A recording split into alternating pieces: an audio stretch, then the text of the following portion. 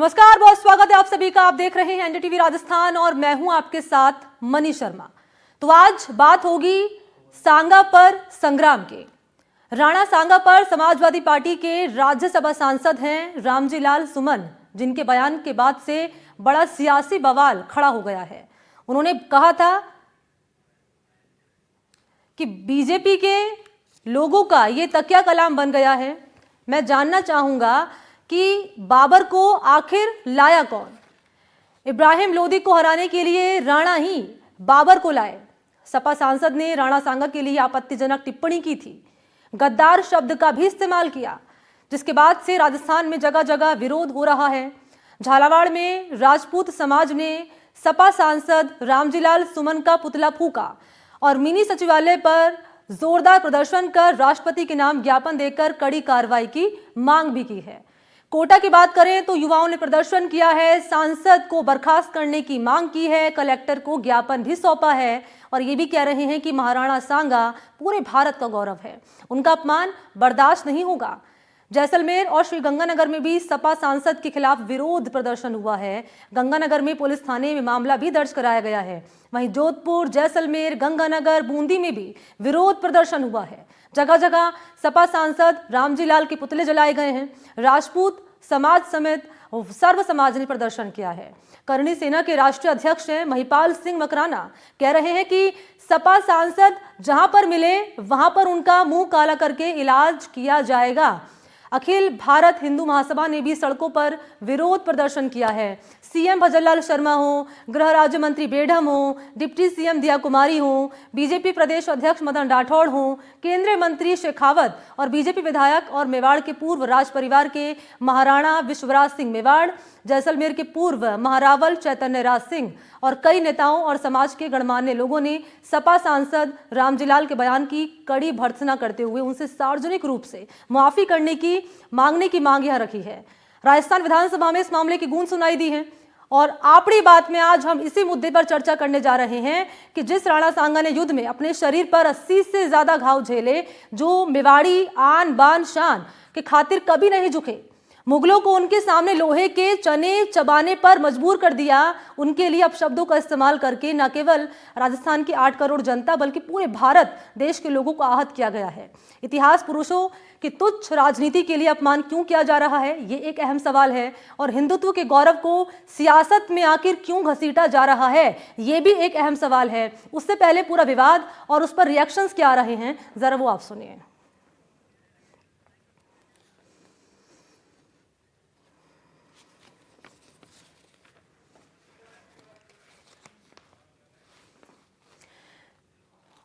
तो रिपोर्ट आपके सामने रखेंगे, पूरा मामला आपको बताएंगे, लेकिन उससे पहले आपको बताते चलें कि राणा सांगा के वंशज हैं विश्वराज सिंह मेवाड़ इस वक्त मेरे साथ इस खास चर्चा में शामिल होने के लिए मौजूद हैं। विश्वराज जी, आपका बहुत बहुत स्वागत एनडीटीवी राजस्थान पर।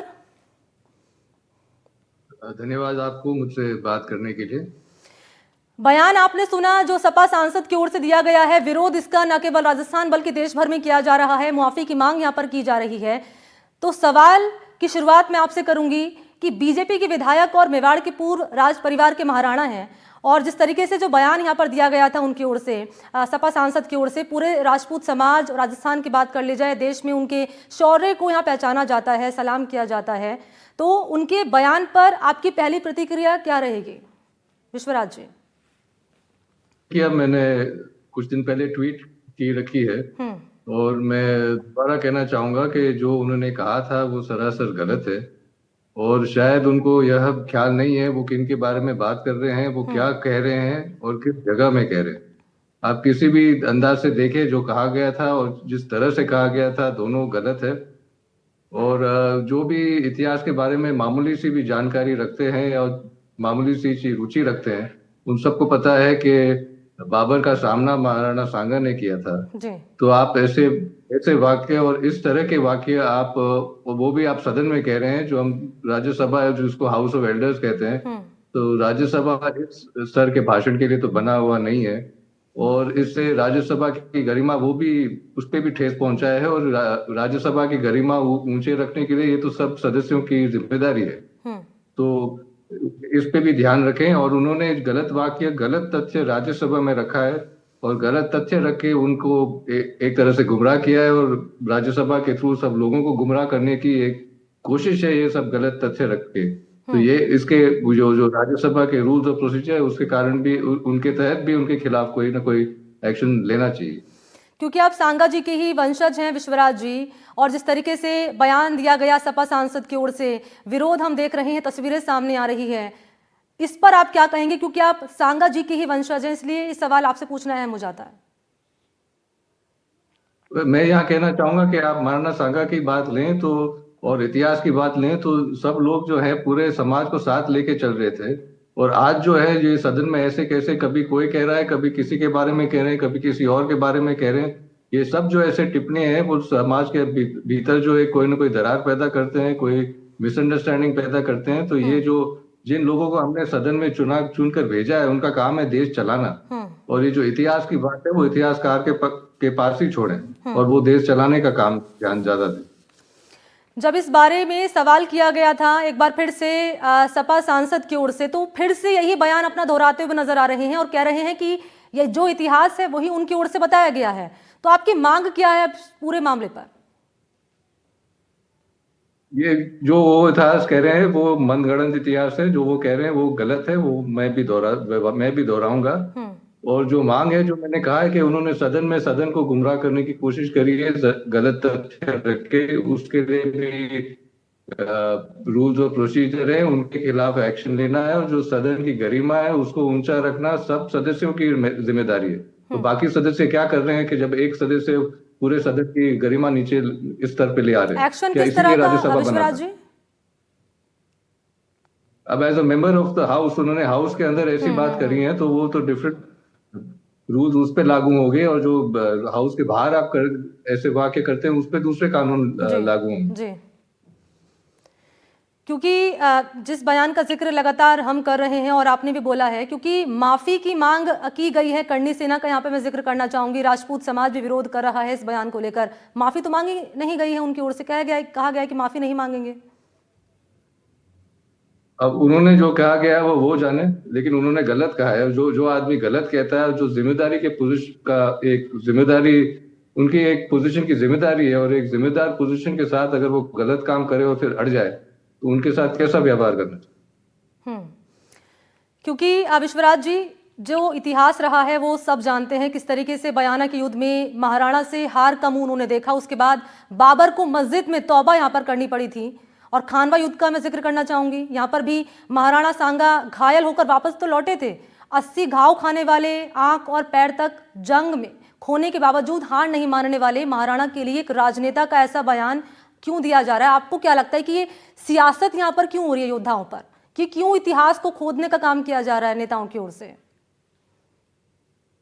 अब एक तो महाराणा सांगा की वीरता के ऊपर तो कोई प्रश्न नहीं है, ये एक ऑब्जेक्टिव फैक्ट है, ये एक तथ्य है जो इतिहास में रिकॉर्डेड है। और क्यों बार बार कभी किसी के लिए कभी किसी और के लिए ऐसे स्टेटमेंट्स आते जाते रहते हैं। कुछ महीनों और सालों से हम देख रहे हैं कि किसी न किसी इतिहास के महान पुरुष के बारे में कोई ना कोई ऐसी हल्के वाक्य कोई ना कोई करता आ रहा है। और वो क्यों कर रहे हैं? अब जैसे मैंने कहा था, हमारा इतिहास से अगर हम प्रेरणा ले कि हम सब समाज को साथ लेके चल रहे थे, और वहां उस समय और आज का ये सबसे बड़ा फर्क है कि उस समय सबको साथ लेके चल रहे थे और आज हम समाज के बीच में दरार पैदा कर रहे हैं। ठीक है, और क्यों पैदा कर रहे हैं वो आप अंदाज। बिल्कुल, आप रहिए मेरे साथ विश्वराज जी, मैं लौटूंगी आपके पास। और क्योंकि ये जो मामला है वो गर्माता हुआ नजर आ रहा है, माफी की मांग यहाँ पर की जा रही है, रिएक्शंस भी सामने आ रहे हैं, जरा वो आप सुनिए। कि राणा सांगा जैसे वीर योद्धा के विषय में स्तरहीन शब्दों का प्रयोग उनकी कुत्सित मानसिकता को प्रदर्शित करता है। उनके मूल में है वो लोग सनातन विरोधी हैं, वो लोग भारत विरोधी हैं, वो संस्कृति विरोधी हैं, और उनकी जो भाव हैं वो सदन में भी निकल कर के आ गए। सपा के सांसद जो कई बार सांसद रहे हैं,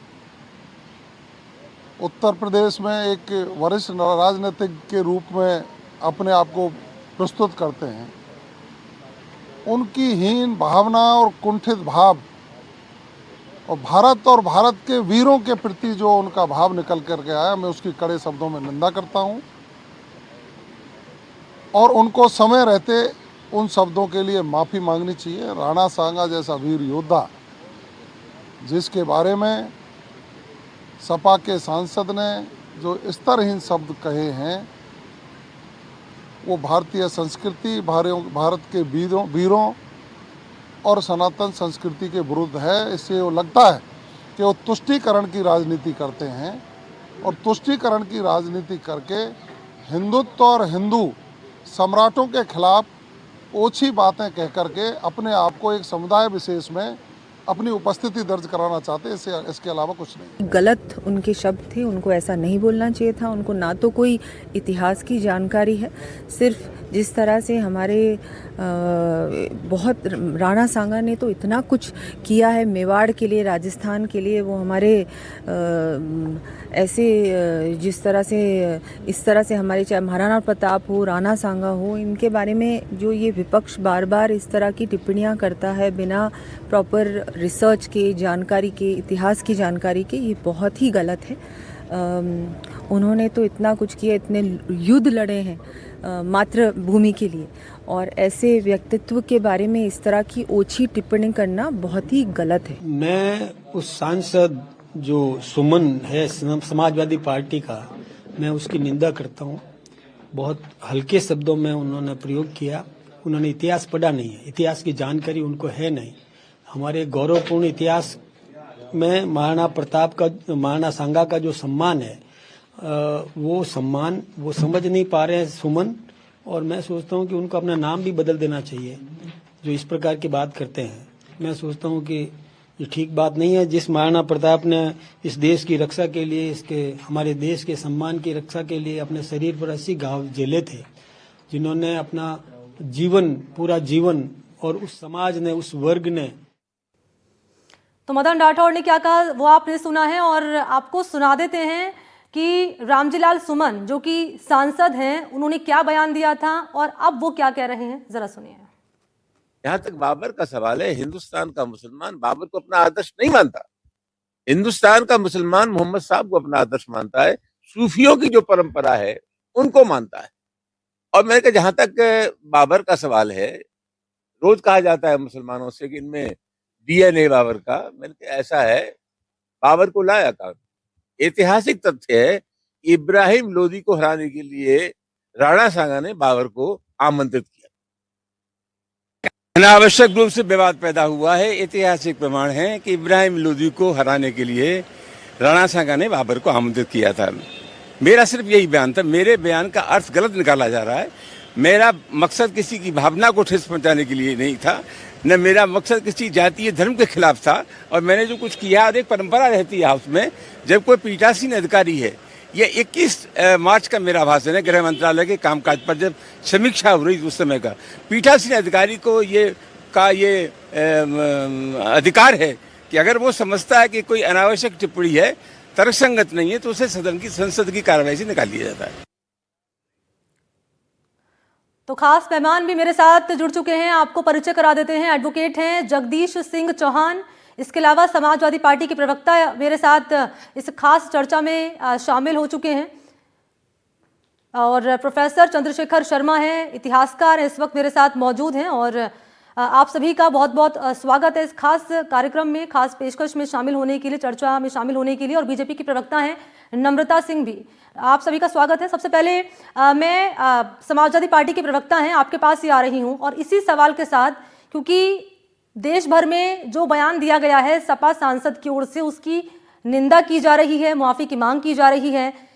अब आप क्या कहेंगे, बैकफुट पर आएंगे, आपके नेता माफी मांगेंगे, या अभी भी कायम है आप?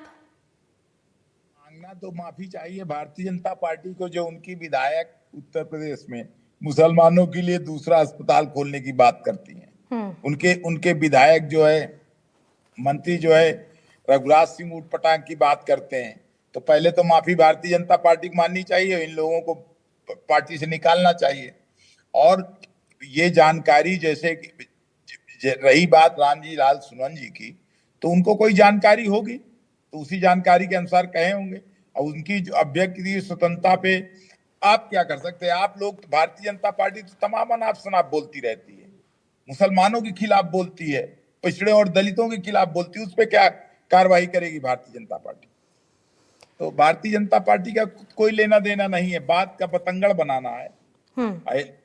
जो सुमन जी ने कहा, उनकी होगी जानकारी, कोई ऐसी जानकारी होगी ऐतिहासिक जो मुझे जानकारी नहीं है कि क्या है। इतिहास का मैं विद्यार्थी नहीं रहा हूँ, और देखा भी नहीं, पढ़ा भी नहीं हूँ क्या है। सुमन जी ने अगर बोला है तो कुछ उसका तथ्य होगा, कि उसका ऐतिहासिक तथ्य होगा, वो बेहतर बता सकते हैं।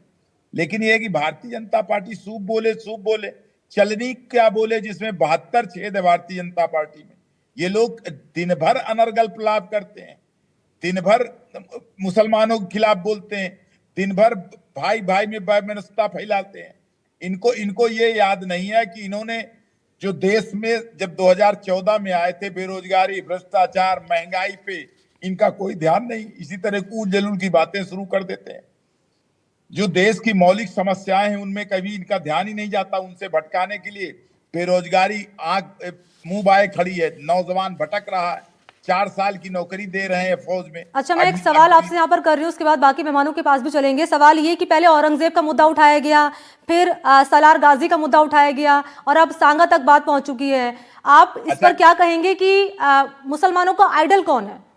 ये आप बताइए कि औरंगजेब की बात हमारे विधायक ने एक टिप्पणी की थी, और जब उन्होंने वापस ले लिया तो बार बार उस पर प्रश्न क्यों पूछा जा रहा? उन्होंने माफी मांग ली और विड्रॉ कर लिया। तो फिर सांगा का जिक्र भी कर दिया। सांगा का जिक्र सुमन जी ने किया है, और वो बात राज्यसभा में कही है। राज्यसभा के अंदर अगर वो सही तथ्य नहीं तो उसको डिलीट कर देना चाहिए। तो बयान तो डिलीट कर दिया गया है ना, लेकिन आपका इस पर मैं ये जानना चाह रही हूँ कि फिर आइडल कौन है मुसलमानों का? मुसलमानों गार्डियन मुसलमान बताएंगे, आप मुझसे क्यों? हम एक राजनीतिक दल हैं मनी जी, हम लोग एक राजनीतिक दल के हैं और राजनीतिक दल के प्रवक्ता हैं। हम लोग तो केवल राजनीति की बात करेंगे ना। मुसलमान का आइडियल कौन है, आदर्श से पूछिए। चलिए ठीक है, आप रहिए मेरे साथ, मैं लौटूंगी आपके पास। और इस बीच नम्रता जी, मैं आपके पास आ रही हूँ। सियासत खेली जा रही है क्या? ये इतिहास को कुरेदने का काम किया जा रहा है, आपको क्या लगता है?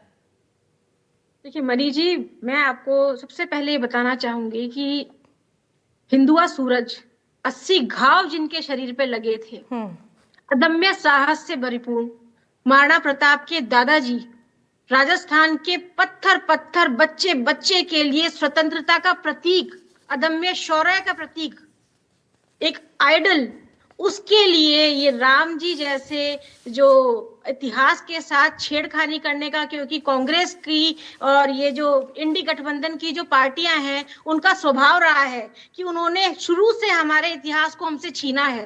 70 साल से हमें सिर्फ बाबर अकबर पढ़ाया गया, कभी हमें महाराणा प्रताप नहीं पढ़ाया, कभी हमें राणा सांगा नहीं पढ़ाया, कभी हमें महाराणा नहीं पढ़ाया। तो उनसे हम यही अपेक्षा कर सकते हैं कि वह उनको गद्दार बोलेंगे, वो इतिहास के साथ छेड़खानी करेंगे। ऐसे मुल्ला मुलायम और मुगलों की संतानों से इससे ज्यादा अपेक्षा नहीं की जा सकती। अगर इनसे पूछिए, अगर राणा सांगा को गद्दार बता रहे हैं, एक समाज विशेष वर्ग के लिए ये इतिहास के साथ छेड़खानी कर रहे हैं, तो इनसे पूछिए, इनकी जो सपा के इनके शीर्ष नेतृत्व इनको प्रोटेक्शन दे रहे हैं कि इतिहास में ऐसा होगा तब उन्होंने पढ़ा है। क्या आपने इतिहास पढ़ा है अपने घर का? क्या आपने पढ़ा है कि आप ये खान का पोता मुगलों की औलादे हैं? तो आपने इस पर तो वर्णन नहीं करा। आपने मेवाड़ के लिए वर्णन कर दिया, आपने राणा सांगा के लिए वर्णन कर दिया, जिन्होंने जो मतवाले थे स्वतंत्रता के। आज राम जी के शरीर पर एक पिन चुबो दी जाए तो हाय तौबा करके राज्यसभा से बाहर आ जाएंगे चिल्लाते हुए। उनको क्या पता, जिसकी एक आंख नहीं, एक हाथ नहीं, एक पांव नहीं, 80 घाव तन पर लगे, उसने युद्ध लड़ा, उन्होंने हमें स्वतंत्रता दिलाई।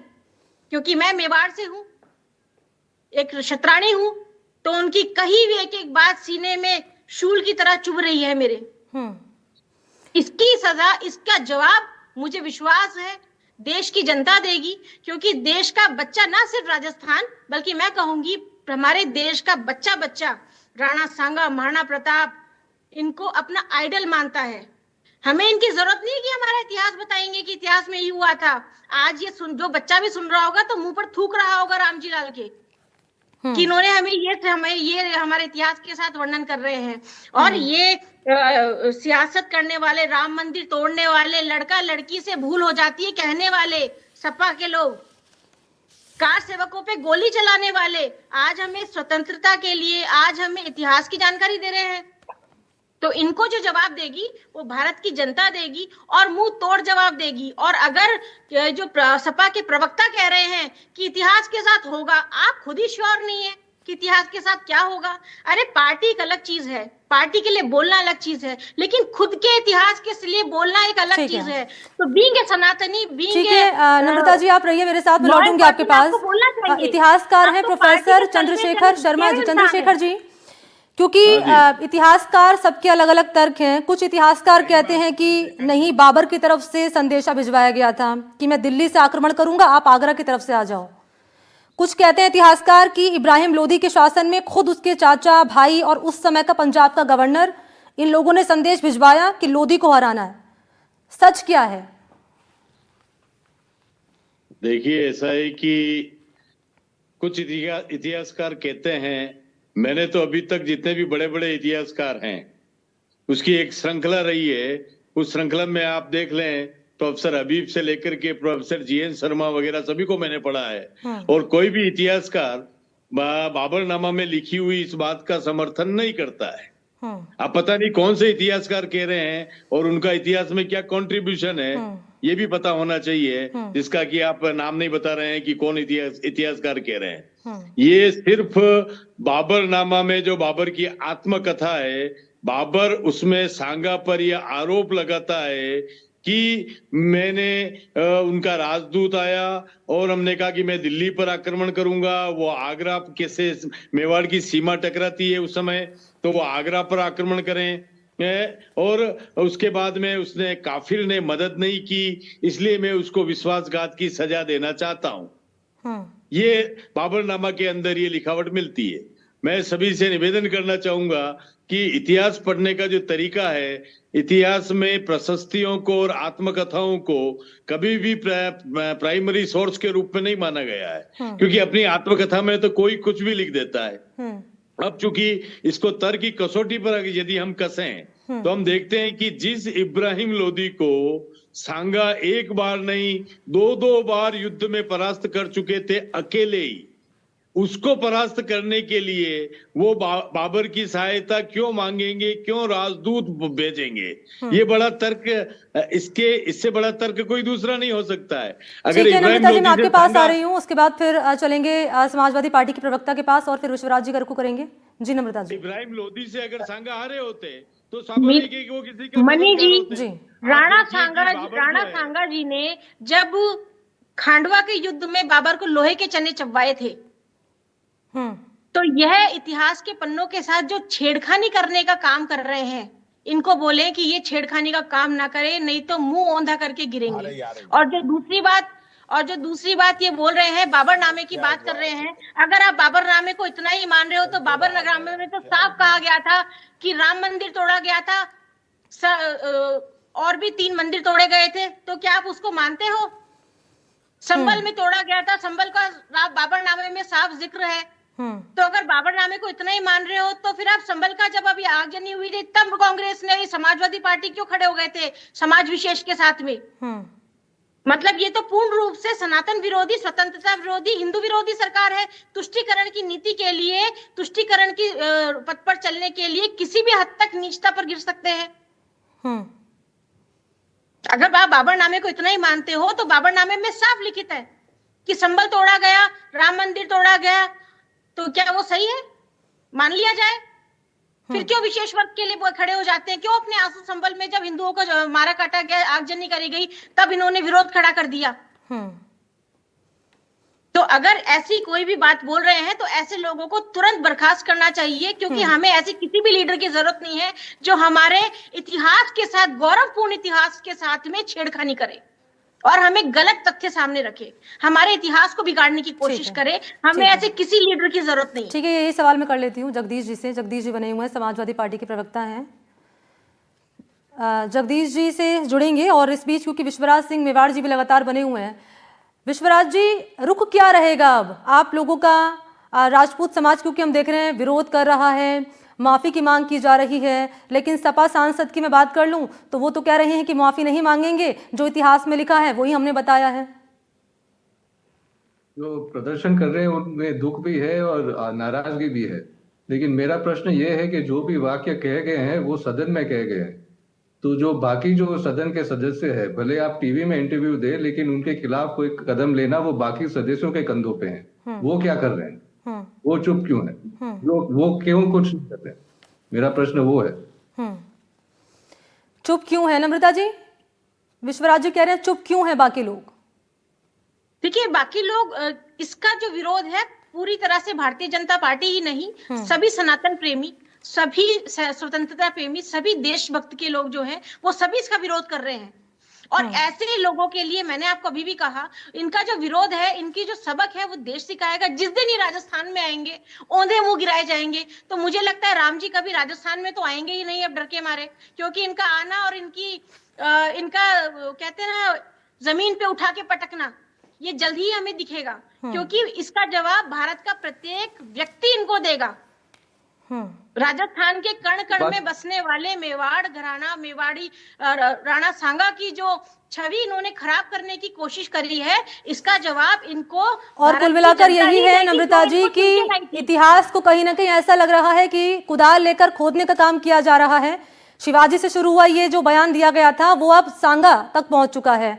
तो मुझे ऐसा लगता है कि इतिहास से हम सबक ले सकते हैं, इतिहास से हम सबक ले सकते हैं, लेकिन अगर वर्तमान में उसी इतिहास पर अगर इस तरीके की कुरेदने का काम किया जाएगा तो मुझे लगता है किसी को कुछ हासिल यहाँ पर नहीं होने वाला है। बहुत शुक्रिया आपका मेरे साथ जुड़ने के लिए और इस चर्चा में शामिल होने के लिए, बहुत बहुत धन्यवाद। और इसी के साथ इस खास चर्चा में शामिल होने के लिए सभी का धन्यवाद और इस पेशकश फिलहाल इतना ही। मुझे दीजिए इजाजत, नमस्कार।